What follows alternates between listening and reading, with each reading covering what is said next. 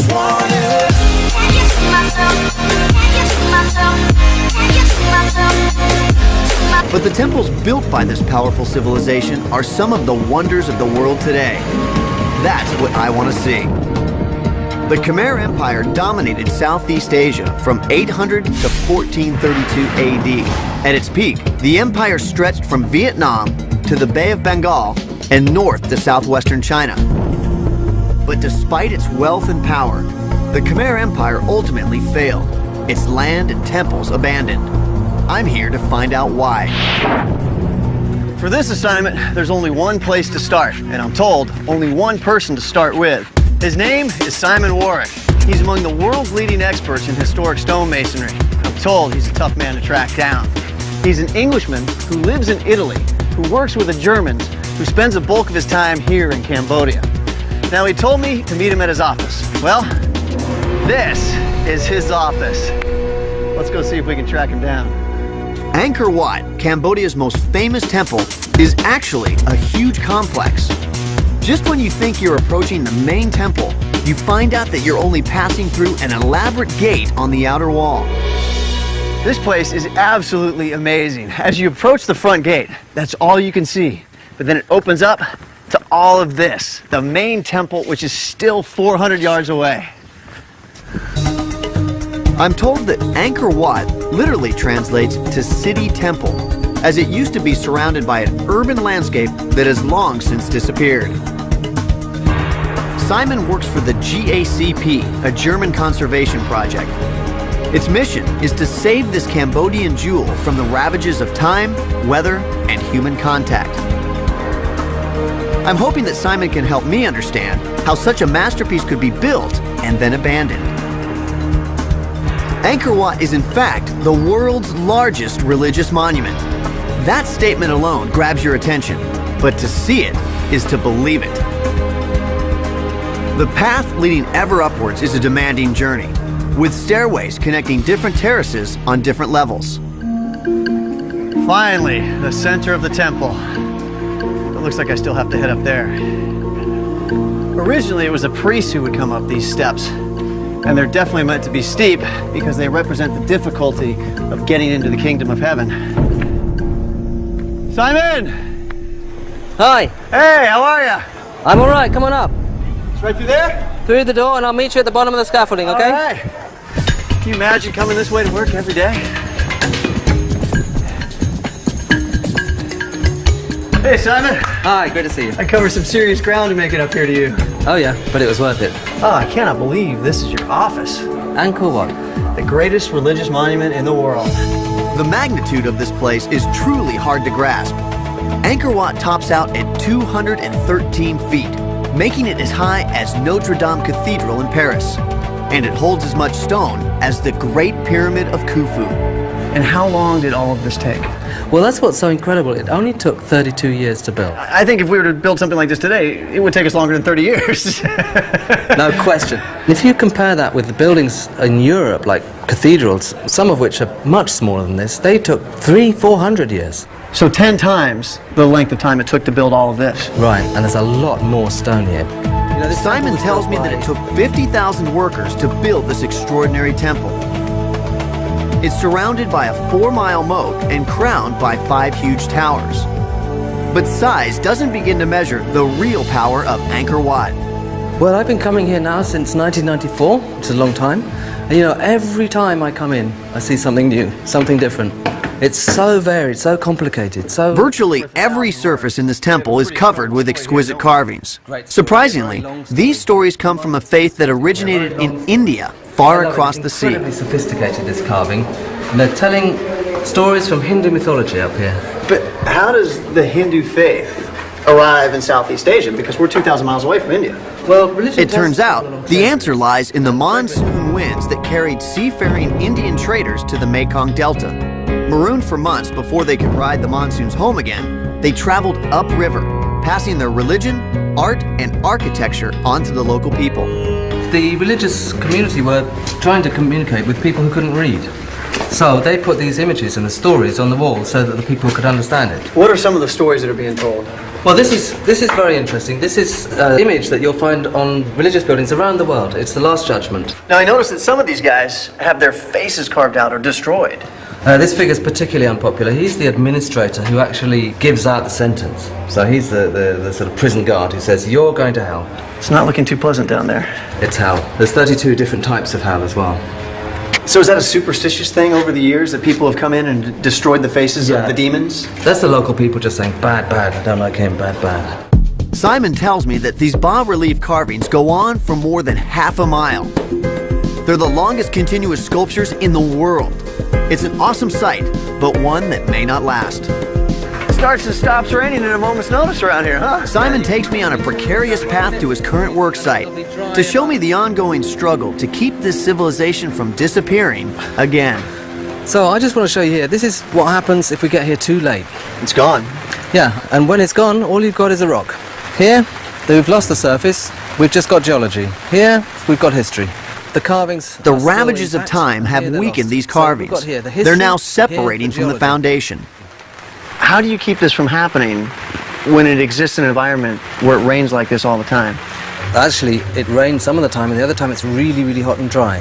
So really the key word here is research. You've got to understand exactly why things are happening, and only then can you understand how to treat them properly. But when you have the biggest religious monument in the entire world, is your work ever going to be done?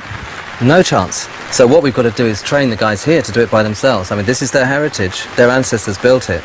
They should be doing it.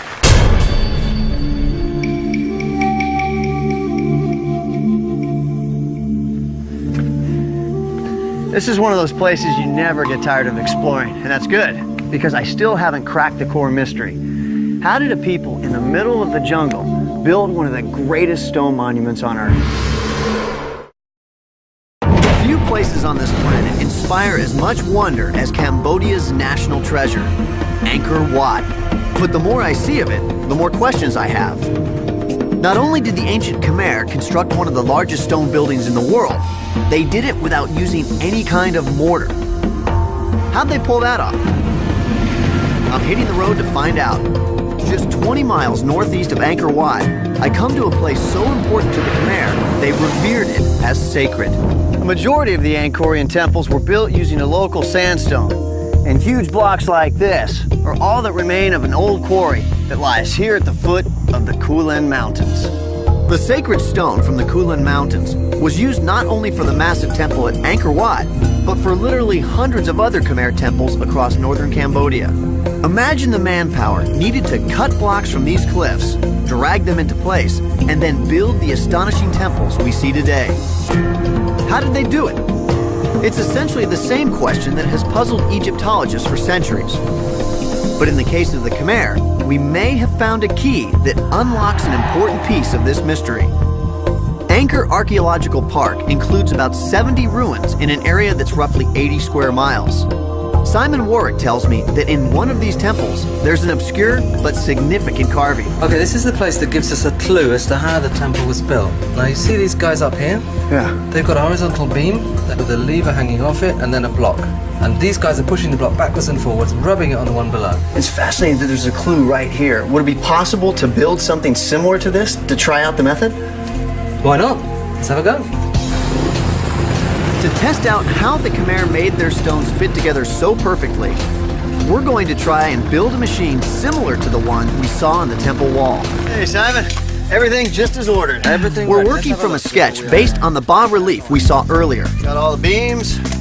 Our laboratory is a local masonry workshop where modern artisans make recreations of the temple carvings. The Cambodians who work here have never done anything like this, but they're curious and willing to help. It's basically a cross beam with a lever. That's right. This will hopefully allow us to lift more weight a lot more easily. Well, what it'll do is it'll take the weight off the top block so that it's easier to move it backwards and forwards. Okay. We get right to the business of building the supports for the crossbeam. But the 95-degree tropical heat makes everything a challenge. What's he say? He said, foreigner a bit slow, do you need some help? How do you say foreigner a bit hot? Barang Kadauna. Yeah. Allow the master. My new Cambodian friends generously lend me a hand. With the supports up, we hoist the crossbeam. Our project is starting to take shape. Yeah! We need to tie the framework nice and tight. It's going to support a lot of weight. All right. So there's 200 pounds at least, huh? How do we move the stone? My head. Now we're ready to muscle the first rock into position. Once the bottom rock is in place, we attach the lever. All right. Very well hung, as they say. Yes, this is very well hung. To make it easier to move the top block into position, we drill holes and insert pegs into the rock. Simon says this is exactly how the Angkorians did it. The side ones are for lifting, and the top ones will help us rub it backwards and forwards. Okay. Okay? But the important thing is that this enables us to lift it without having a rope underneath it. So by not having any ropes underneath, that's what would allow them to get the nice, smooth contact. In every civilization in the world, they've always found a system for lifting a block without having a rope underneath it. Because when you put a 10-ton block down on a building, you don't want to have to pull out the rope afterwards.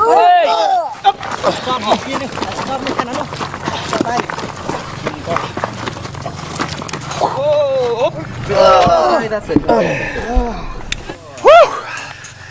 We just lifted 400 pounds. The big moment has come. We had a plan, we executed it, and it looks just like the diagram. Ready, guys? Up. Now let's see if it works. This feels really uneven. It doesn't. It's banging the corners. Simon's idea was to use a straight back and forth grinding motion to smooth the rocks. That doesn't work so well. So Shatri, the shop owner, suggests a new way to go. Now I'm definitely feeling more rubbing. It's feeling more like it's grinding. Yeah, that feels more like it. It feels much more even and smooth. Wow, It's an ancient version of sandpaper. After 5 minutes of grinding, we're ready to see our handiwork. Take it off, Tree.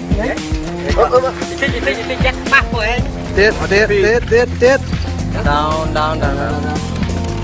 Okay. We got a sandy mess there. What do you think's underneath? I think it's smooth. You do? Yeah, this feels nice and smooth right here. Only 2 million more to go and we could have our own temple. You really have to admire ingenuity like that and appreciate just how hard they had to work. When we return to the temples, I find myself noticing details I never saw the first time. You know, I'm starting to see these holes everywhere, and now I realize just how important they were to put this whole place together. Yeah, I mean, that's what's great about this. As you look around, you see more and more and more. So much to see. Simon takes me to see the 2 most exquisite carvings at Angkor Wat. After our successful experiment, he says I can now appreciate why the Angkorians labored so hard to fit their blocks perfectly. Well, this place wasn't so much planned, carved, and assembled the way places are in Europe. This was planned, assembled, and then carved afterwards. So essentially, we're walking inside of one giant sculpture. Right, now have a look at this. This will give you an idea of what I'm talking about. Ah, this is beautiful. This, for me, is one of the most perfect pieces of carving in the temple. It's absolutely beautiful. And you can actually see the fine seams where they've assembled it right here. These are the joints. You see, she's not made of one single block. She's made of 4 different blocks. How difficult is it to carve multiple blocks stacked on top of each other? If these were just stacked together with a mortar joint, the way we do in Europe, you wouldn't be able to carve over it because it would snap. The fact that they've made a perfect razor contact joint means that these 2 blocks act like one single block. And the pressure between these 2 blocks means that you can run your chisel over and you don't snap off the edge. And I imagine you probably only get one shot because it's already built. I can't imagine how scary it must have been to carve this. If you snap off that nose while you're carving, where do you go from there? And you probably got one less stone carver, because I reckon the king would. What's more, Simon tells me that every little detail in the temple contributes to an overarching cosmic plan. The Khmer regarded their rulers as gods on earth, and this temple was built to represent the Hindu universe in miniature. Its towers symbolized Mount Meru, the celestial home of the gods, and its huge moat, the vast cosmic oceans. But here on Earth, their universe ultimately came crashing down. What went wrong? Angkor Wat. It may be the most beautiful religious monument ever built, and the most mystifying. Completed in 1145, the crown jewel of the Khmer Empire was inexplicably deserted 2 centuries later. The remote location and the relentless Cambodian jungle hid all the region's temples for over 400 years. They were the stuff of legend until 1860, when a French naturalist named Henri Mouot came upon them by accident. When his report hit Paris, these temples became all the rage across Europe, with people talking wildly about a new lost world. I imagine this is what it must have been like when Henri Mouot stumbled upon Angkor Wat. The jungle had reclaimed the stone temple. As you can see, the tree just digs its roots into any openings it can find and grasps onto the stone, creating a silent but deadly slow-motion wrestling match. And given time, tree always wins and destroys its host. It's brutal, yet beautiful. Mouot and other early European explorers didn't believe that ancestors of the natives they met could have constructed these fantastic temples. They credited an unknown race of master builders, but they couldn't have been more wrong. To get a better sense of all the Khmer's accomplishments, I'm meeting up with Damien Evans, the deputy director of something called the GAP. Damien! Hunter, how's it going? Hey, good, how you doing? Good, mate. Come on up the stairs, this way. GAP stands for the Greater Angkor Project, where archaeologists use sophisticated aerial imaging techniques to peer deeply into Cambodia's past. So this here's the very first radar image of Angkor, taken by NASA from a space shuttle in 1994. So I'm guessing that right here is the temple complex, right? That's right. Actually, that little square in the middle there is Angkor Wat. So you can see it shows us for the first time that Angkor was absolutely huge. Next, Damien shows me a new image created by AIRSAR, which stands for Airborne Synthetic Aperture Radar. Its longer wavelengths penetrate the forest canopy to expose much more than meets the eye. It shows us that Angkor was more than just a collection of temples. It shows us that it was a vast inhabited landscape which sprawled over more than 1,000 square kilometers of this area. What is this reservoir right here? That one there is the West Barai. It's a reservoir that's 8 kilometers long, 2 kilometers wide, designed to trap water coming down from the north during the dry season and distribute it throughout the south.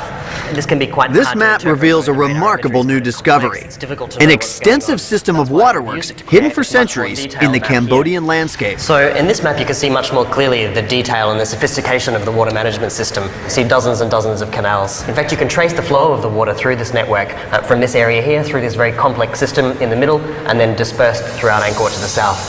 This is great because down on the ground you'd have no idea that any of this exists. Yeah, look, even archaeologists have trouble making sense of this landscape from the ground. What you really need to do is get up in the air and have a look at things from an aerial perspective. Sounds like a great time for a little airborne reconnaissance. Damien and his colleagues have recently released a major new study. Turns out, Angkor Wat was just a small part of the largest settlement in the pre-industrial world. And arguably, the Khmer's greatest achievement was not their temples, but what they could do with water. So what we can see down here is the West Barai. This is the largest reservoir in the Khmer Empire and holds about 50 million cubic meters of water. Absolutely massive.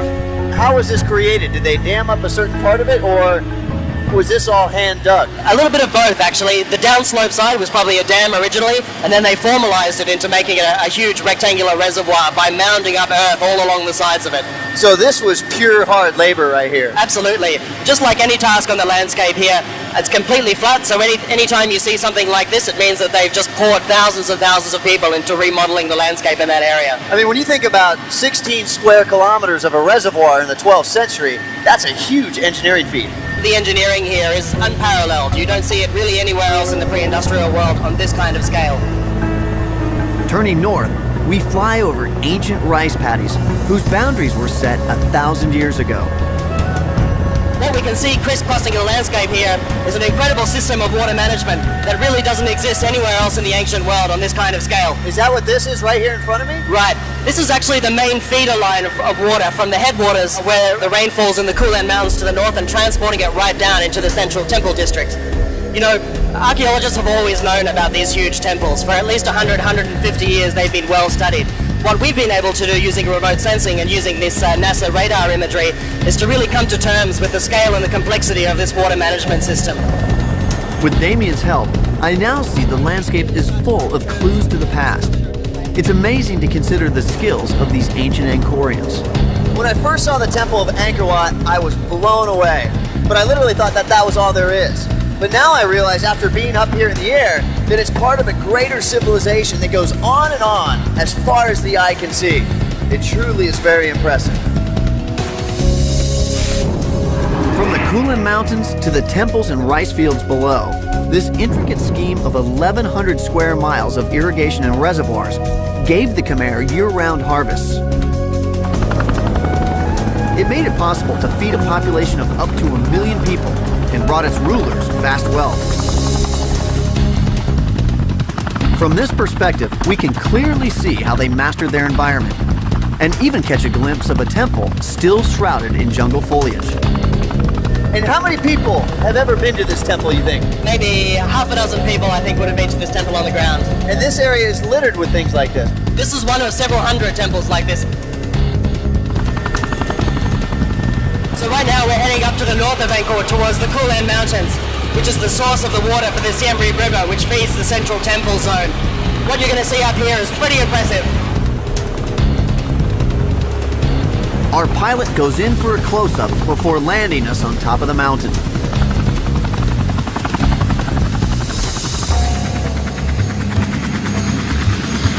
They're still actively clearing mines in these areas? Yeah, they are. It's very heavily mined in this area here. Well, follow you then. Due to its strategic location, this area is riddled with landmines. Cambodia is still emerging from a nightmare, 30 years of war, including the genocidal reign of the Khmer Rouge in the 1970s. But a fragile peace is now renewing the hope of the people here and allowing them to once again enjoy their birthright. Damien takes me to a sacred part of the river. Wow, look at this. Looks like they've actually carved out the stone of the riverbed here. That's right, yeah. In fact, all of this area here is carved out underneath the water. What are these symbols? Well, the central object there is called a lingam. It's a phallic symbol, a symbol of male fertile power. The enclosure around that is called a yoni, which is a representation of female fertile power. Is this meant to give some sort of symbolic power to the water here? That's right. As the water flows over the top, it's imbued with this kind of ritual fertility. Then it flows down from the Kulen out into the rice fields at Angkor down below and sort of delivers that fertile power to the rice fields. Damien tells me that these symbols would have been carved during the dry season, when the riverbed is exposed. There are hundreds of these carvings engraved here. So, in a sense, they're blessing the source of the water that feeds their empire. That's exactly right. If I were to climb in and touch the stone or drink from the water, would that give me strength and fertility? Look, I don't know about that, but I'm pretty sure it would make you very sick, so you'd need all the help that you could get, I reckon. Now that I understand the spiritual importance of the water here, I want to get another look at that spectacular waterfall. These are just the smaller ones up here. It goes down, and like the bigger ones are down there. These are the headwaters of the Siem Reap River. It's called the Ganges of Cambodia, and now I know why. Like the holy river in India, people come here to be renewed in both body and soul. It's not hard to believe it's a little bit of heaven.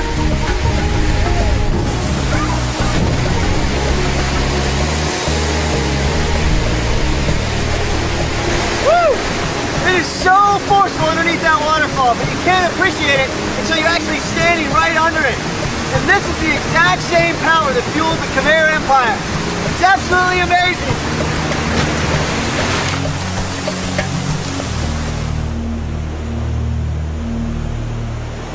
Damien and I leave the mountain as we arrive by helicopter. Driving back into town, he explains how water and rice were the keys to the Khmer success. Would they have used the canals for agriculture? Traditionally, people have denied that that's the case, but increasingly what our mapping work and what our excavations are showing is that these canals were very tightly integrated into the rice agriculture system here at Angkor. Well, you would have needed a big army to build an empire that was that huge, and rice would be a cheap way to feed them.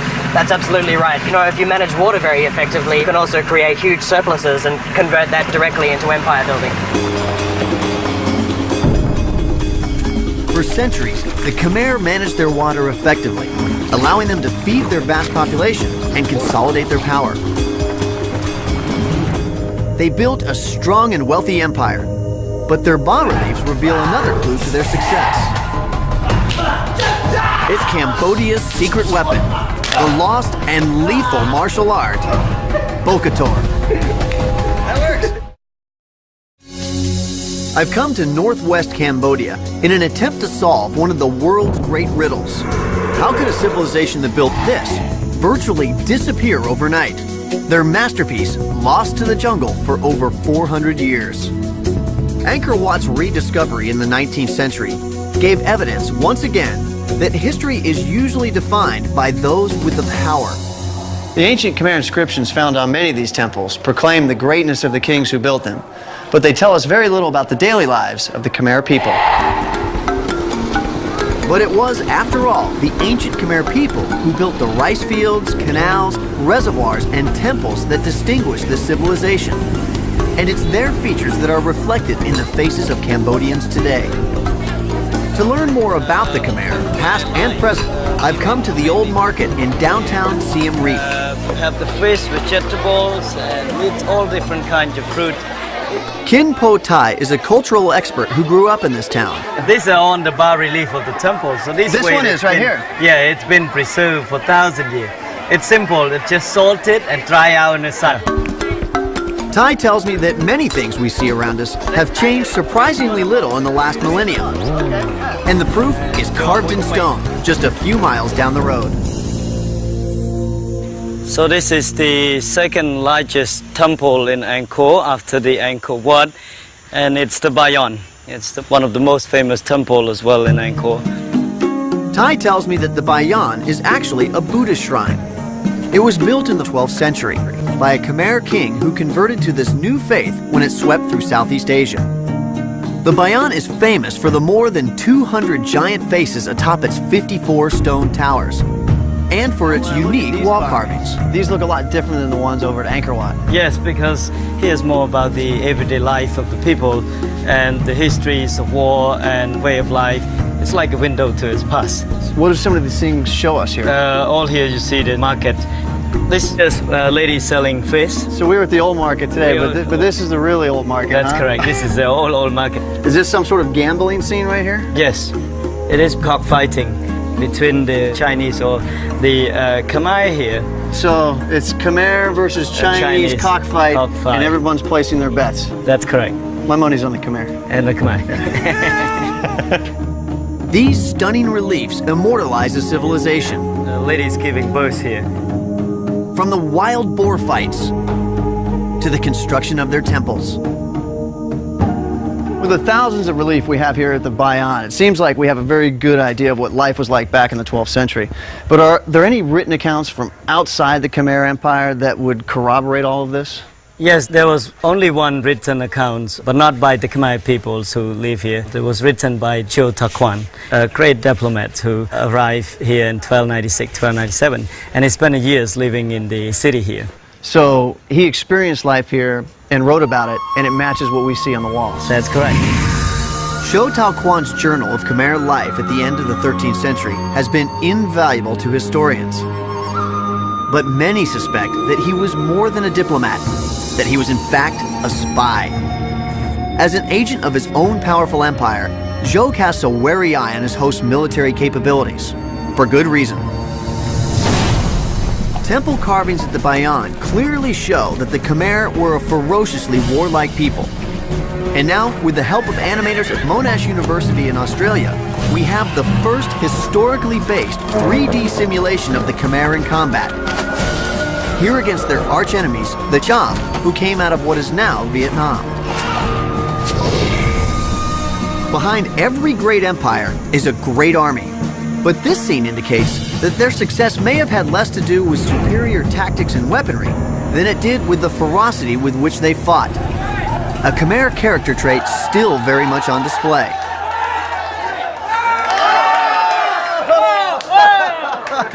This is typical of so many houses and stores here in Cambodia, as Pradal Saray, or kickboxing, is their national sport.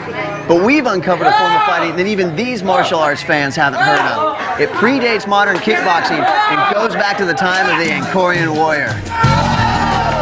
Speaking of warriors, this is one dude you do not want to annoy.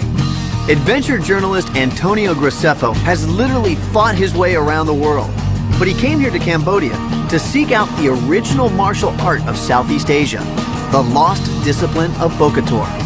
I have fought 8 countries in Asia, Europe, the States, and Bokator is by far the most interesting and most complete martial art I've ever seen in my life. But in an age when martial arts are so popular, why hasn't anybody heard of it? You know, it goes all the way back to the 11th century, but it almost died out twice. Once at the end of the Angkorian Empire, and then again during the Khmer Rouge period. They actually hunted down and killed all of the known masters.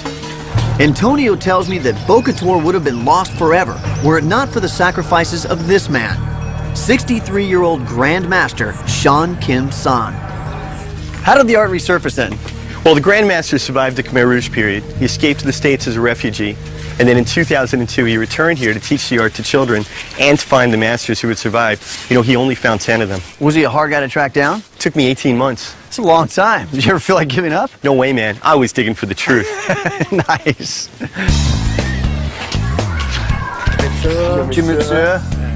Why is Bokator the best martial art?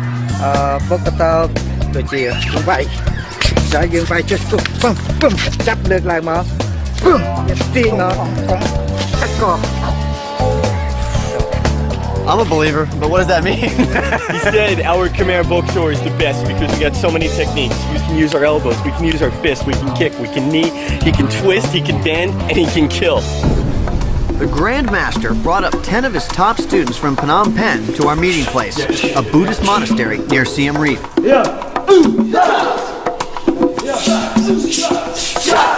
It actually looks like it's an in-close fighting technique that you need to be very close to your opponent in order to strike. That's right, that's right. Bokator is unique in that they can fight very close to the elbows, knees, and then also grapple when they come in close. Looks, when executed properly, to be pretty vicious. It is, it is. After they finish group training, the master works with his 2 top students so I can see his moves up close. Yeah, using that elbow right against the throat there, huh? That's pretty much his signature movement, is that quick elbow strike. Ooh. See that? Yeah, I mean, it's all quick and body control, huh?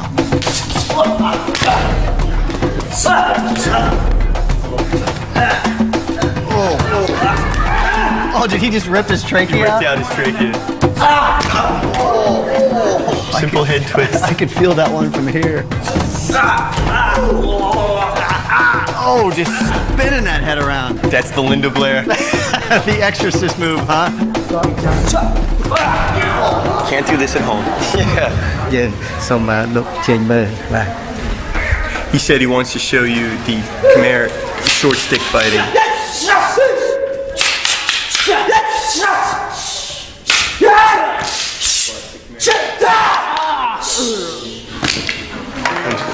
So you want to try some?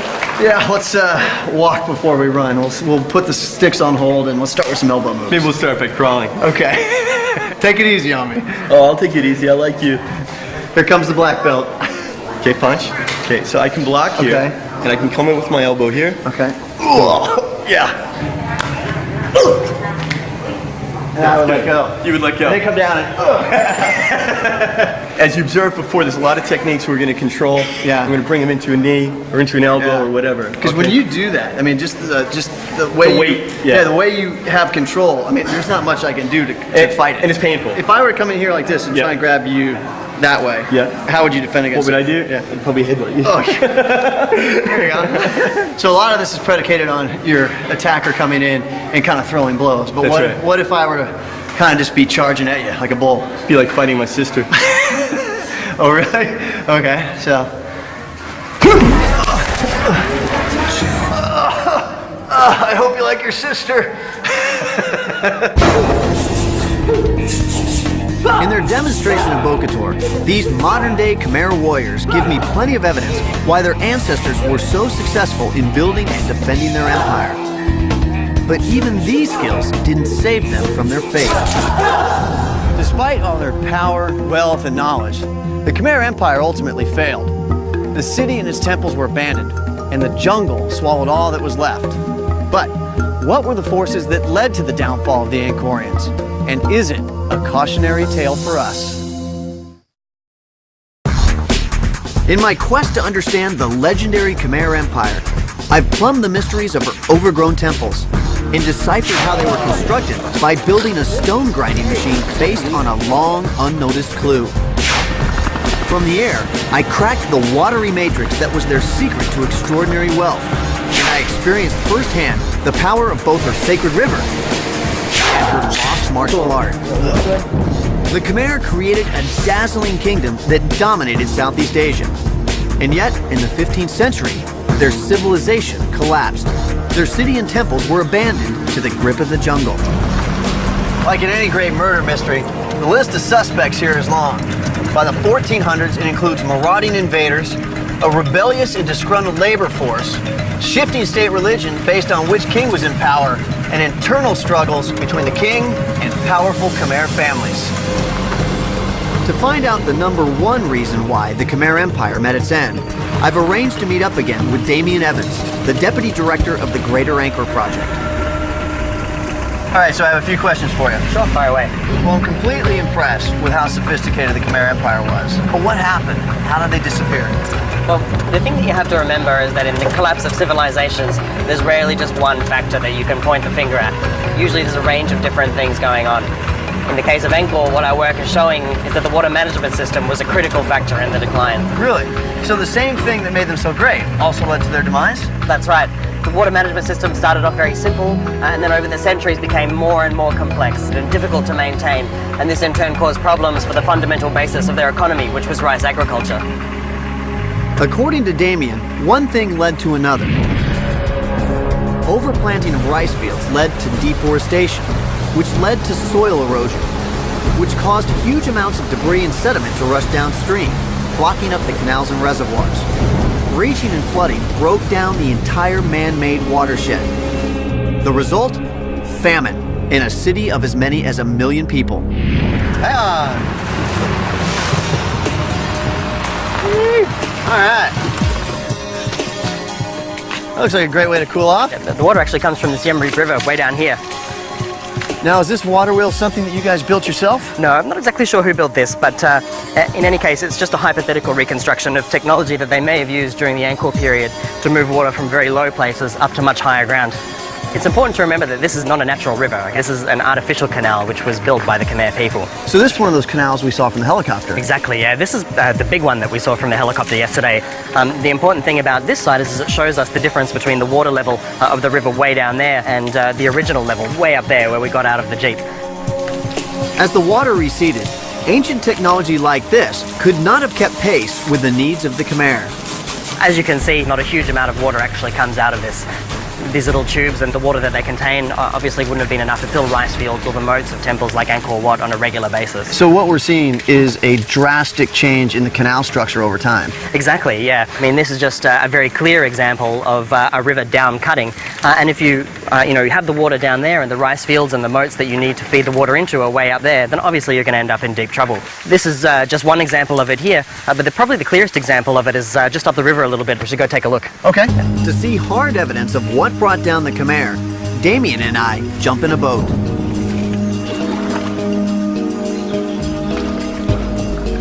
It's amazing to think that all of these canals are man-made.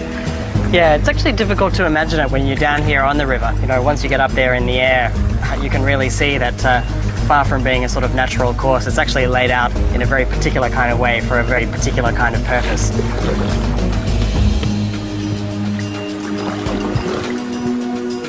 Damien points out that this hill represents the difference between what the water level of the river once was and what it is today. So what do we have here? Believe it or not, this is actually a bridge. These are its arches right here. Would this then be the bridge for the canal that we just came up from? Exactly. 1,000 years ago, the water would have run straight down through here and passed beneath these arches onto the other side. So we're standing on the original bed of the canal. That's right. Increasingly, as the years went on, the water level cut down into the landscape and just basically ended up going around this bridge, meaning it was completely ineffective. This is a drastic change. Is this happening all across the empire? It is. The thing is, when you start to get unpredictable water flows, things like flooding, too much or too little water, which starts to cause this down cutting and these diversions in the rivers, then all of a sudden you end up with extremely serious problems. Is it fair to conclude from all of this that the Khmer could have over-engineered their empire? I think with the evidence that's coming to hand now from excavations and from the aerial surveys, I think it really supports that conclusion. So I think what you're saying is probably a fair assessment of what actually happened here. The widespread failure of the Khmer's complex water system also left them vulnerable to attack.